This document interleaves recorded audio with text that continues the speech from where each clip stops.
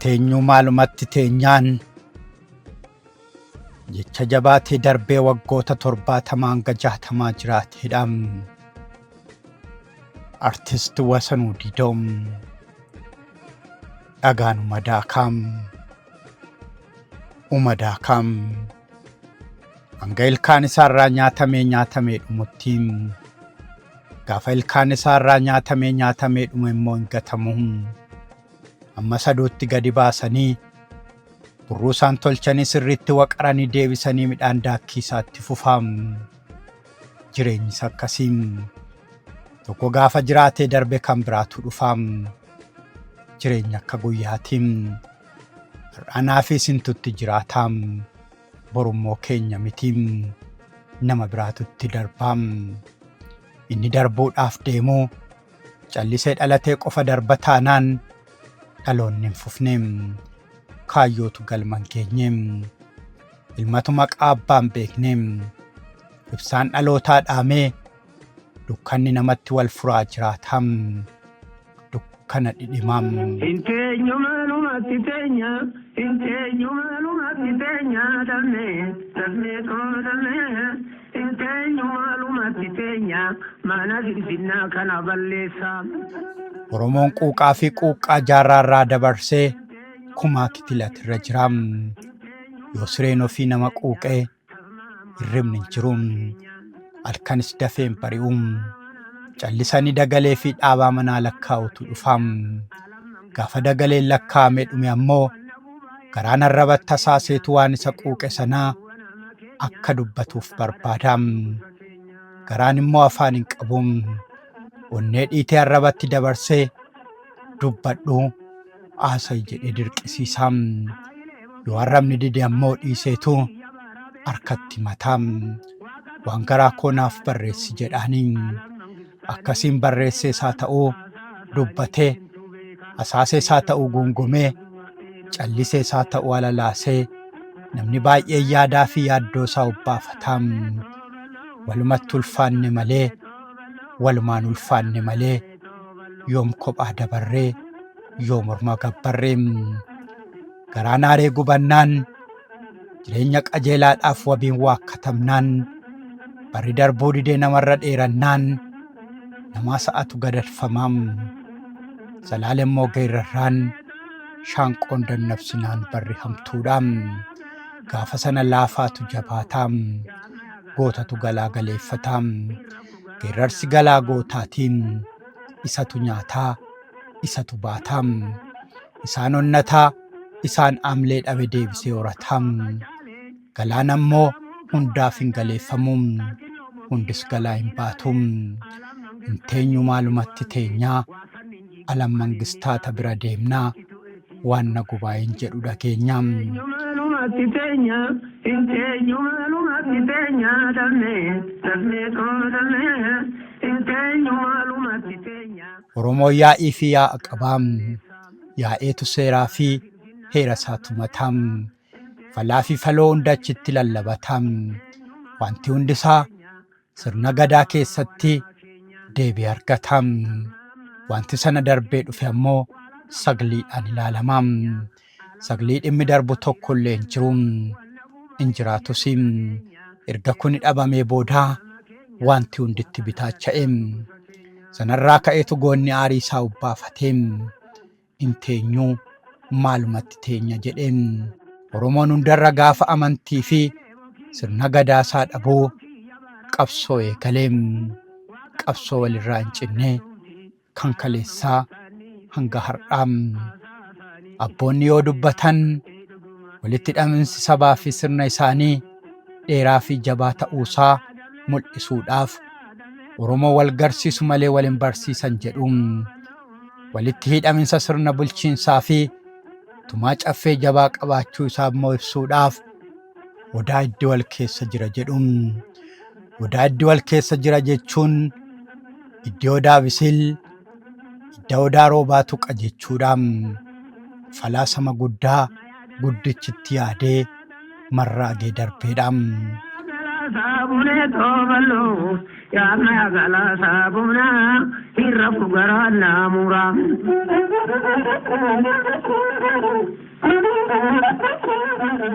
Nama kanaana duraa namoonni hedduu ragaa ba'aniiruu fi waa isaa dubbataniiru.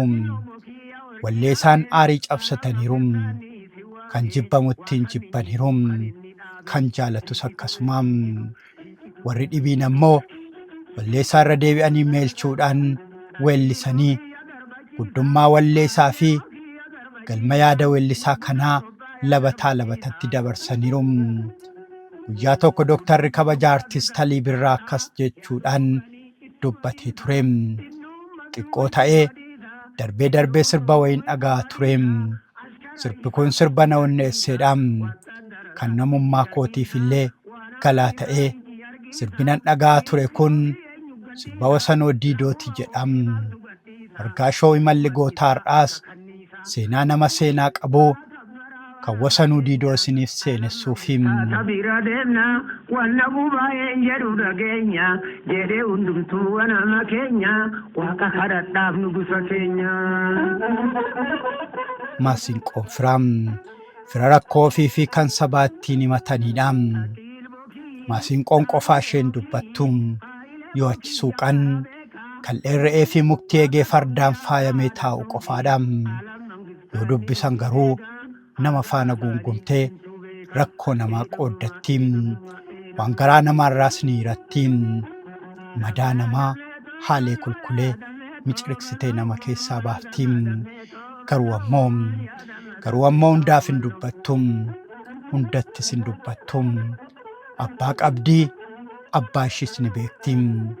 Warra afaan walii beekutu nagaa wal gaafata.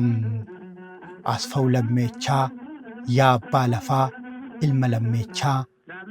Jidda hin tuqiini jiddi kallachaa suuta laallachaa jechuudhaan abbaa lafaa uummata ciisanyaa godheetti roorriseef tokko jedhee sirbuu eegalee.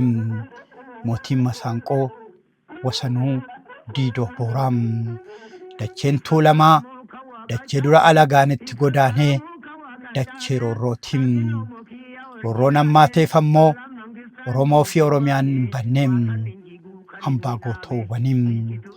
Wasanoo Diidoo Tuulama gara olii aanaa Jiddaa ganda Hariyyaa Qaaxillaa iddoo Elellee jedhamutti dhalateem.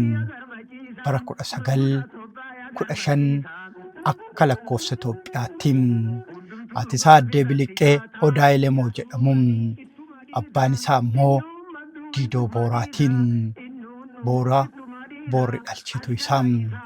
Maqaa Wasanoo jedhu abbaatu moggaaseefi alaa fi akka ilaallataniitu. Wasanoon jecha wasan jedhu irraa dhufe.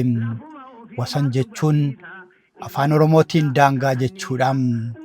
Obbo Diidoo Booraa durboota 7 erga dhalchanii booda ilma dhiiraa Wasanoo argatanii ilma kadhaa fi ilma wareegsaa. Isaanis milkii kana ilaallatanii ammaan booda dhiira dhalchuu fedhuu isaanii ibsatanii kanaan waaqnaaf daangaa ta'u jedhan. Waaqnis fedha isaanii guutee fi Wasanoo booda Obbo Diidoon ilma biraa Nagaash Booraa jedhamus ni argatanii.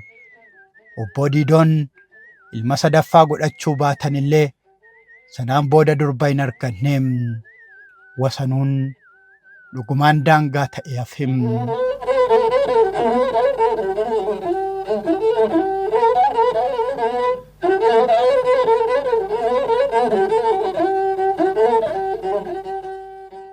Dachii bal'oo urufti ishee irra deemameen dhumne magariituu fi qananiituu argaaf toltuu. Qilleensi ishii qaamaaf qalbii namaa sooruu. Biyya sangaa fardaan mirreen itti garmaamee yoo maqaa dha'i jedhan jiddatu sammuu namaa keessatti dhufam. Jiddammoo lafaan urri Wasanoo Diidoo itti awwaalameedhaam. Jiddaroobe amululaate jiddaroobe jiddumaani jibbaa fuutaa yaawala tooya amululaate jibbaa goote giddumaani. Dachee kanaaf sirbameeraam. Jiddaaf geerarameeraam. Jiddi faradoo sassakaalee si malee ormatti wallaalee jidda roobee jiddumaanii diddeeggamaa gama laaltaa jibba fuuta giddumaanii yaa jidda yaadachaatu lafaa fi kanneen biroo wallee jiddittiin faarfamteedha. Wasanuu Diidoon warra jaan jiddaarraa latee damboobee warra Diidoo Booraa Abbayyee Suuqoo Wadaajootiin warri kun jaan jiddaa keessaa balbala arraabsaatiin ilmi Diidoo Booraa abbaan Masiinqoo fi sagalee kiilolee bara kuusummaa isaa waan ijoolleen Oromoo dabarsitu hundaa adadaan qooddateera. Horii tikseeraa yaasee galcheera. Goobees sirbeeraa gombisa sooleera. Bishaanis daakeera. Tapha qilleetti immoo akkaan firoomeera. Wasanuu Diidoo ayyaana wallee waliin waan dhalateef ganamumaan lafa dibbeen rukutamee san dhafanii dibbeen yeroo hundaa daboo waan barbaadduuf suutaan meeshaalee muuziqaa qofaan taphataman kanneen akka Masaanqoo fi Ulullee waliin caalaatti firoomaa deemee Masiinqoo ni rigaa ni boochisaa.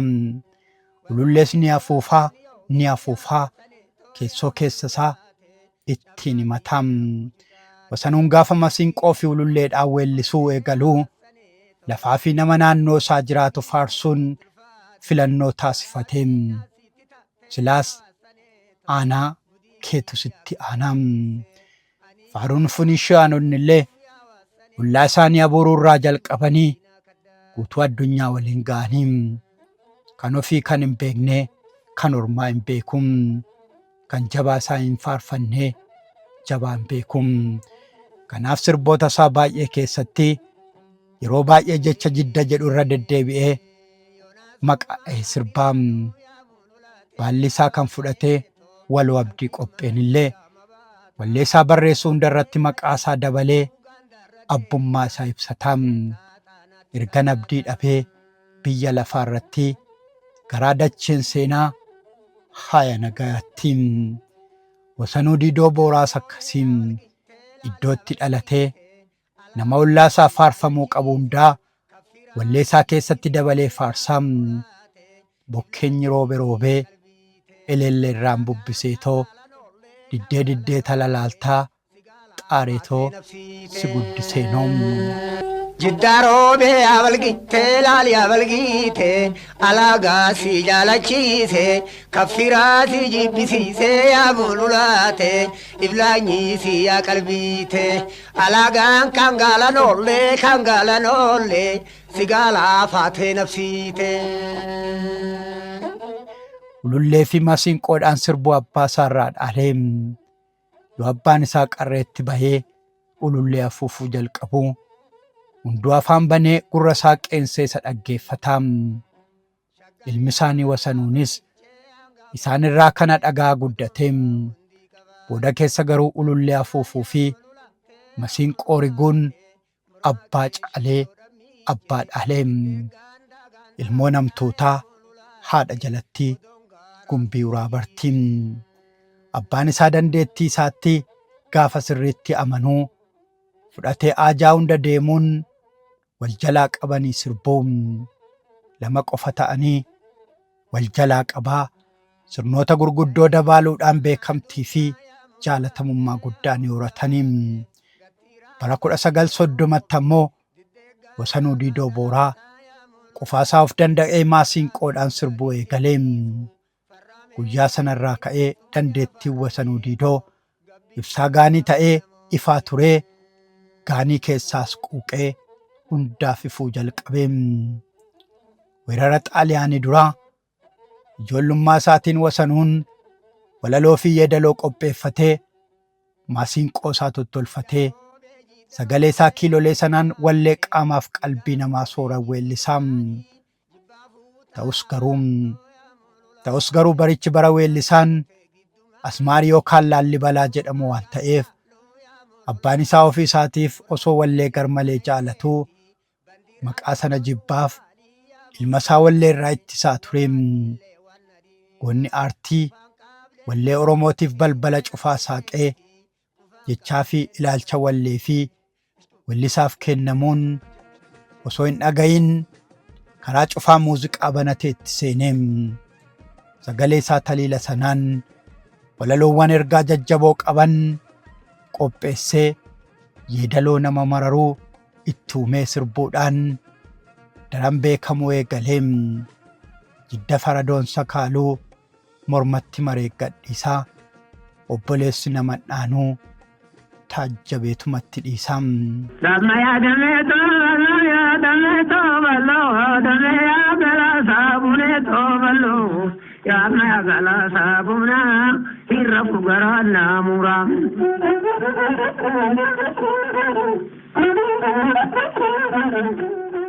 Ati manaan artist Wasanuu Diidoo Addee Muluu Masqalee Qosaabbichuu irraa lataniim Wasanuu Diidoo Xaaliyaaniin Itoophiyaa weeraruu dhageenyaan eegee fardaa isaa lamaan wal tuqsiiseem sirna biyyaaf hin taane sirna sabaaf hin taane ni mormeem sirba balaaleffannaa weerartootaa Wasanuun sirbuu odeeffannoon dhagaamnaan baandonni Xaaliyaanii Wasanuu Diidootti tumaatumuu jalqabanii inni garuu cuufatee jirullee osoo hambisiin irraa fudhannaan biyyi qabeenyaa oli jedheem Wasanuunis akkasiin jiddaa ka'ee Finfinnee mana obboleettii isaa Aaddee Guuttuu Diidootti galeem Aaddee Guuttuu Diidoo Finfinnee Birbirsa Goorootti mana bookaa qabuum gaafa inni shaggaritti galeerraa ka'ee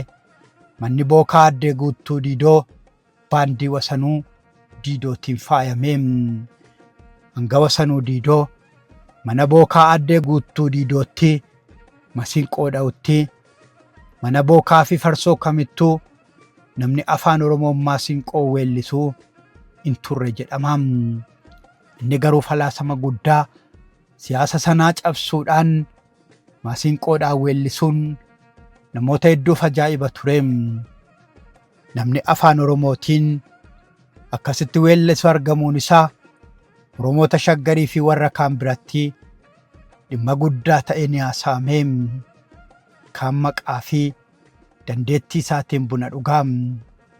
Gariin ammoo sagalee isaatiif jecha mana bookaa Aaddee Guuttuu dhiphiseeraam. Gabaan ho'ee gurri Wasanuu Diidoo ol ka'ee akka mul'ateem.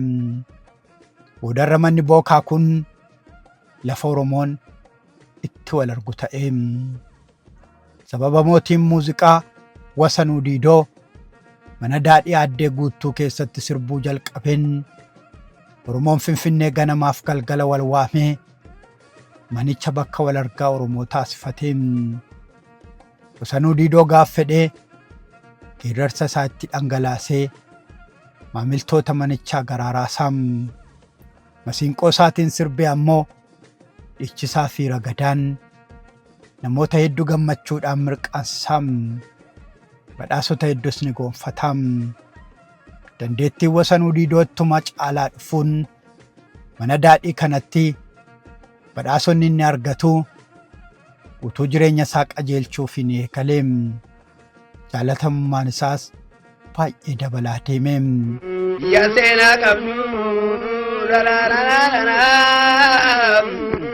natu dhaqee laala kibbii galaana biyya farda dheeraa madaala tagaasa biyya galmuus qabdu yaa biyya misiraa biyya shumburaa biyya dhadhaa gaarii kan dhammatti dhuganii madaala tagaasa biyya raagatu. Naannoo bara 1930 keessaa beekamtii fi fudhatamummaan inni hawaasa biratti qabu akkaan dabalaa deemeem.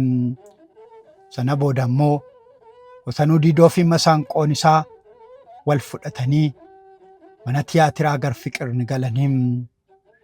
Mana tiyaatiraa keessattis ogummaa fi dandeettii daran qabuu fayyadamee aadaa fi seenaa wallee fi aartii safuu fi duudhaa Oromoon qabuu hundumaa walleedhaan baasuudhaan seenaa hojjeteem.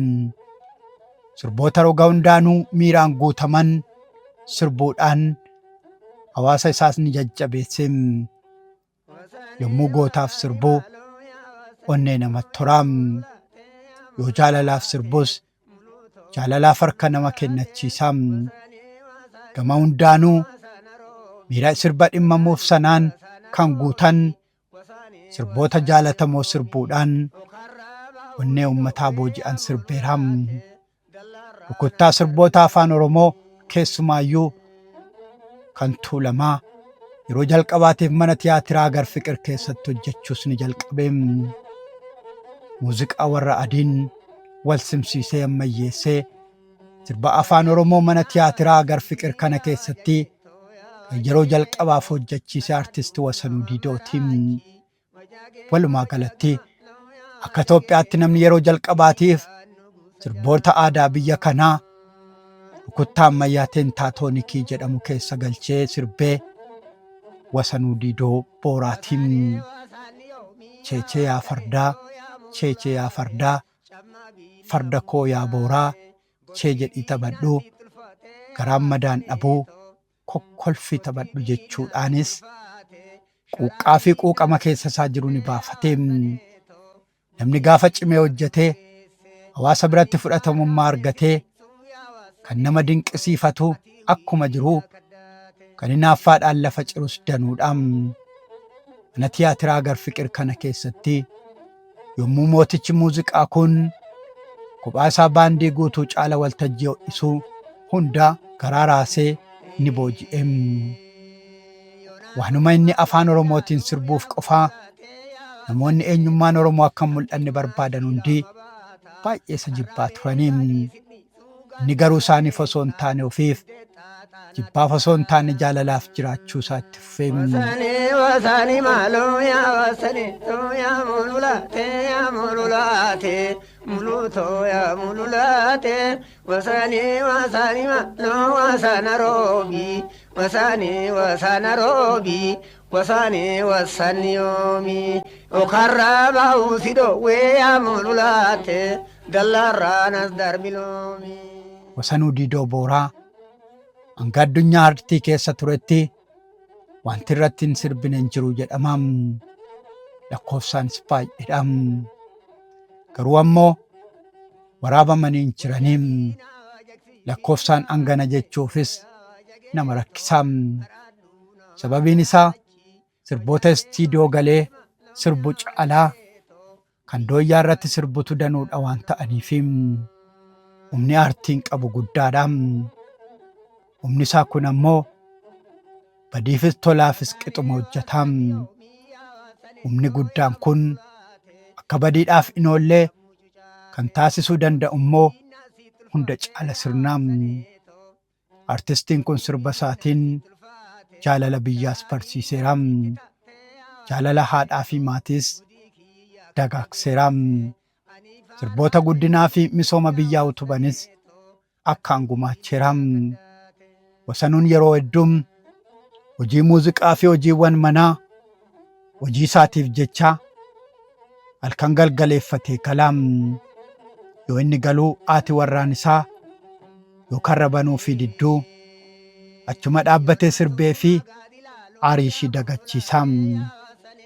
Muluutoo yaa mululaatee askoo binnaan mucucaatee sharaa binnaan sitti taatee na jalaa bani na nyaatee yoom lubbuun tapha taatee jedhaaniin. Wasanuu manni jiddaa ilma Booraa manni jiddaa sirban dhiisiinii firas jibbaa sirban dhiisiinii gosti si jibbaa jedhee sirbee ittiin garaa laaffifataa haadha warraa isaa. Alagaan kan gaalanoollee si gaalaa faatee nafsiite.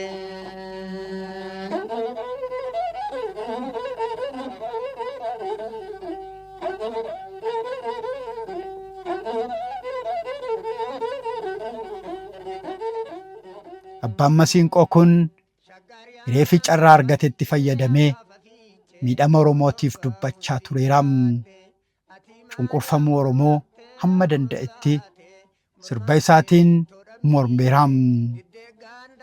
Bara sanatti aangawoonni sadarkaan turan hedduun isaanii lallaba Oromoodhaaf gootuu iyya Oromoof iyyitu dhiisi jedhaniis sodaachisaa turaniiru. Keessumaa abbootiin lafaa baay'ee isa iraarsanii kanaaf Wasanuun sirban dhiisu jedhee sirbeem. Sirban dhiisu jechuun isaa immoo ani sagalee Oromoo ta'uu irraa boodattiin deebi'uudhaan yoon dhiise firatu na jibbaa, gosatu na jibbaa, sabatu na jibba jedhee murtii fi ejjennoo qabu sirbaan diinota isaatiif ni himaam.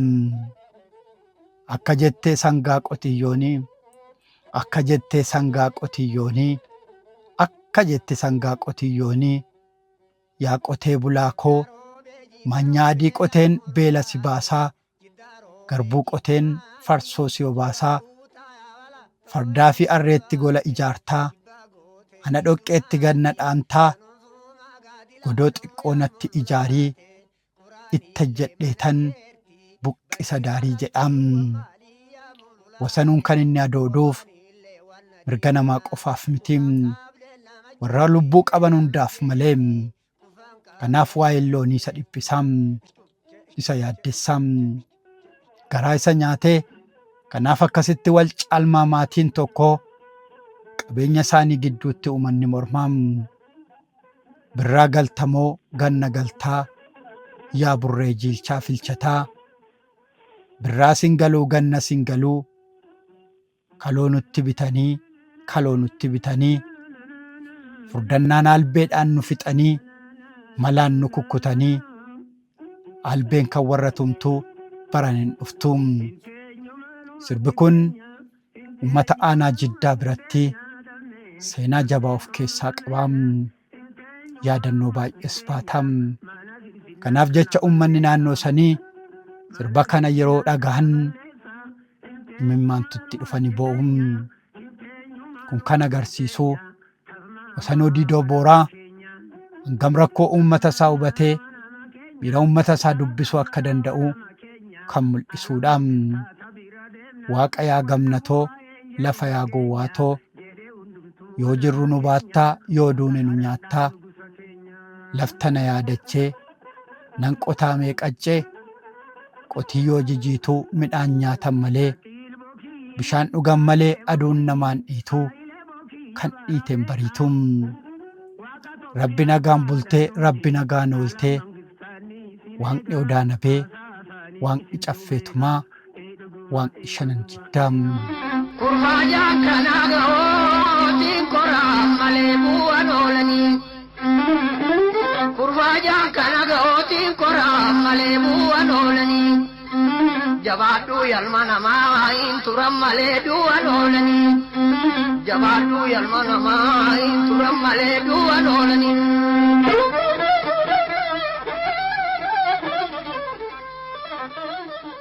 Hangafti artistoota Oromoo dhiibbaa alagaan irra ga'aa turee damdamatee artii Oromoo damee muuziqaatiif daandii qulqulleessee darbuuf baay'ee faajjee, baay'ee qabsaa'ee dhaloota qabsoo hedduusitti guddisee.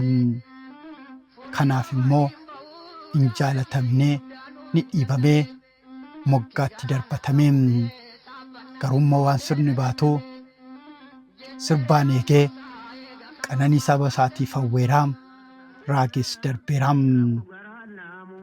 Bara 1956 akka lakkoofsa Itoophiyaatti Wasanuu Diidoo Booraa hiriyaa mana hojii isaa kan ta'e nama obbo Gabree Abbaa Sarihuun jedhamu waliin mana hojii isaa gar fiqiree oolanii gara mana jireenyaa isaatiitti deemaa turanii. Osuma gara manaa deemaa jiranuu kutaa magaalaa Araadaa iddoo riqicha Fiita Waraaree Habta Goorgis dinagdee gubbaatti bakka amma Goorgisii jedhamu beekamu karaa buna Phexros bu'an irratti kufeem. Yeroo kufe kanatti akka carraa dhakaan jilba isaa argatee tureem. Balaa kanaanis jilbi isaa ni buqqa'ee achumaan manatti hafeem. Sababa miidhama kanaan bara 1957 waggaa 42ffaa isaatti ni boqoteem. Margaashoo imala gootaam seenaan kan nama seenaa qabuutiim maddi koo immoo galmee seenaa raayyiim. Irisi ofii eenyu gadhiisa lafuma ofii maaltu gadhiisa irruma iddaa akka kanniisa iddite kuloon agartu iddite kuloon agartu.